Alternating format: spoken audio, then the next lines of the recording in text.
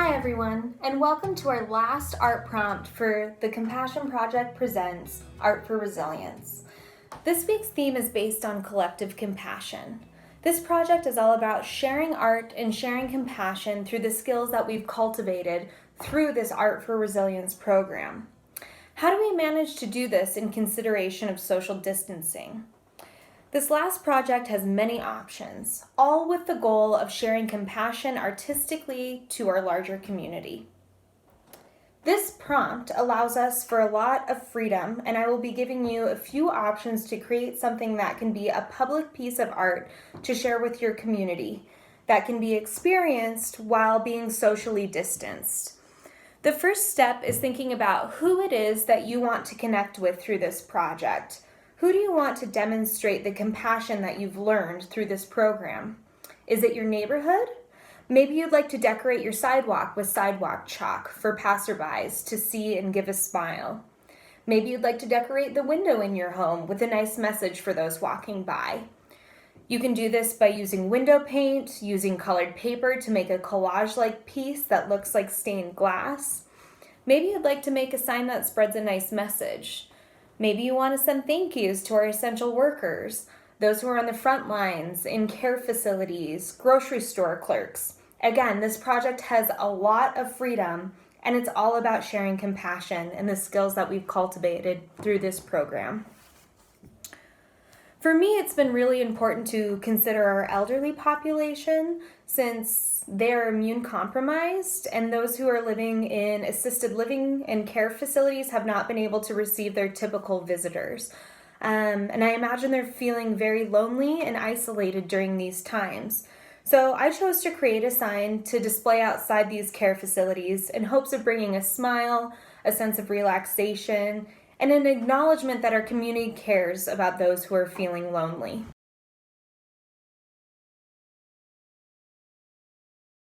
Materials for this project, again, here will vary since I'm giving you the freedom to create whatever it is you'd like to share with the larger community.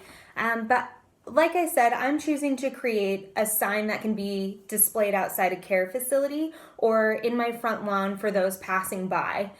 Things to consider when making it is that it's weatherproof. We want it to be able to be durable and be able to last.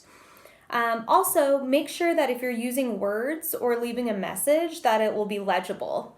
You will also to make sure that your sign can be properly inserted strongly into the ground. So either using a wooden post or metal as well. So a checklist of materials that I've chosen to use is a durable poster board. I went out to Michael's and I chose this plastic poster board. This will be able to be weatherproof, and I'm also going to laminate it as well, just to be certain. But think about making a wood sign, and maybe you want to spray paint using a stencil or some foam core, just something that's more durable than just a plain old poster board. For my message, I have paper letters that I chose. They also make these in stickers, and again, you can use a stencil. I also have laminate. This is sold in a roll at Michael's, and that way I can laminate my poster once I get all my letters put in place. For other decorations, I just cruised the aisles at Michael's to see something that was cost efficient and also weatherproof. So they always have awesome sales there. So I decided to get some flowers, some fake flowers that will last outside. And then I also got just a few little wooden trinkets that should be weatherproof as well. The key is to making sure our signs can stick in the ground. So I also have some metal wire that I'm going to attach to the bottom of my sign to make sure it's nice and stable. If you're using pre-bought letters, make sure that you have all the letters that you need for your message. It's important to lie them all out and keep them organized so you make sure you have the letters for the words you want to spell. Once you've decided on your message, make sure to lay your letters out before you glue them onto your sign to make sure everything is spaced evenly and the message is clearly read.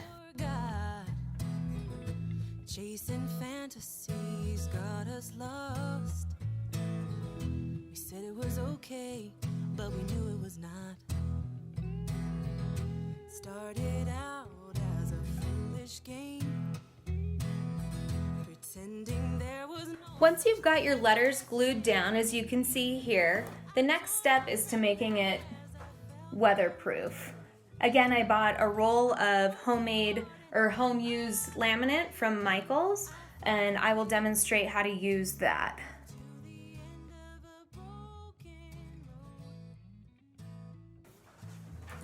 It's easiest just to do little sections at a time, and as you're lying it down, try to pull the laminate underneath to try to avoid as many wrinkles as you can. You want to make sure that's nice and flat. And then there you can see we have laminate. So another thing that you want to do is just to make sure it's on there good. So use a little bit of a hard surface. You can use, let's say a credit card. I'm using a little wooden thing just to make sure everything's nice and stuck down. And then make sure to seal your sides as well. Once you've got your poster laminated, you can use the additional decorations that you may have to begin decorating it.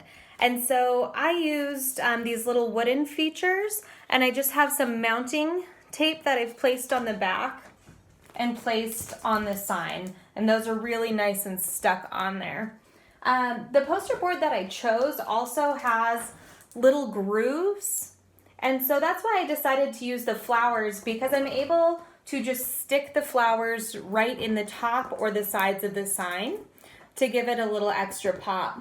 So I went down to Ace Hardware and I found these poles in the gardening aisle. And then I also got an outdoor tape, double-sided tape that holds up to 15 pounds. And so I'm gonna use this double-sided tape to put these long posts on the back of the poster, and so it has a little bit more support.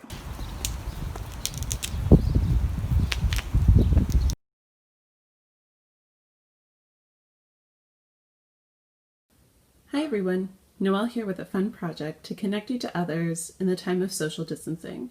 Sharing stories is a great way to connect communities. Today we're going to make a postcard that you can send to the elderly care homes in your community, and that can then connect the elderly to the essential workers who care for them. First, you'll want to start with a stiff piece of paper. Mine is 5 by 7 inches.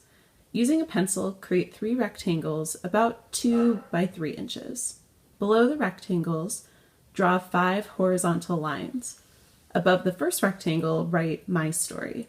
Above the second rectangle, write "Your Story." Above the third rectangle, write "An Essential Story." In the first box, draw an important part of your story.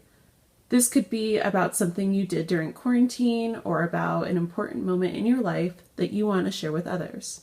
For mine, I used markers to draw a picture of the craft kits I made for college students to work on while quarantining. On the lines I wrote, "During quarantine, I made craft kits for students. It allowed us to stay connected creatively." In the second box, the person you're mailing the postcard to can draw and write a part of their story. They can then pass it along to an essential caregiver to tell part of their story. The postcards can then be displayed for visitors to read about all the ways our stories connect us. I hope you enjoy this project. Don't forget to include a message on the back to the person you're sending your postcard to, a place to put the address, and a stamp. So I want to wrap up what we've learned through this project. The goal of this project is to demonstrate compassion to our larger community. Through this Art for Resilience program, we've been working on mindfulness, acknowledging our emotions, cultivating play through rest, ideas of self-care, and this final project is figuring out how we share these ideas with our larger community. How do we demonstrate compassion and all the things that we've learned? So doing what we can, sharing compassion through ways that are socially distanced is the point of this project. I'm so eager to see what you come up with, and I know that your community will be so appreciative. I want to sincerely thank you from the bottom of my heart for subscribing to Compassion Project's Art for Resilience program. I hope that you've had a chance to learn about your creative self and that you're able to share what you've learned with the greater community. It's so important. We thank you so much. Keep creating and keep spreading compassion.